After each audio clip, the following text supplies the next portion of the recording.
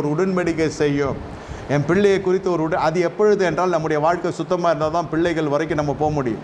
முதல்ல நம்ம வாழ்க்கையே சரியில்லை, நமக்குள்ளே முரட்டாட்டத்தனம் இருக்கிறது, நமக்குள்ளே இன்னும் மார்க்க பேதம் இருக்கிறது, நமக்குள்ளே எல்லாம் மாம்சத்துக்குரிய கிரை இருக்கிறது என்று சொன்னால் நம்முடைய பிள்ளைகள் வரைக்கும் அது ஜபம் போகுமான்னு தெரியல. ஏதோ படிக்க வச்சோம், ஏதோ வேலைக்கு ஆளாக்கினோம், அதை உருவாக்கினோம், அதனால தான் பிள்ளைகள் கனி கொடுக்கறது இல்லை.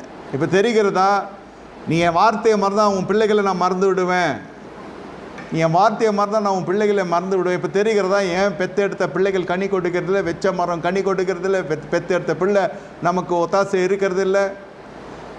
ஏன்? ஆராதனை சரியில்லையா, ஆராதனை முறைமை சரியில்லை, புத்தியில்லாத ஆராதனை நடந்து கொண்டிருக்கிறது. அந்த புறா குஞ்சுகளும் காட்டுப்புறாவும் அவ்வளோ பார்வைக்கு அற்பமாக இருக்கிறது, கிடாவும் வெள்ளாட்டும் அவ்வளோ மேன்மையாக காணப்படுகிறது.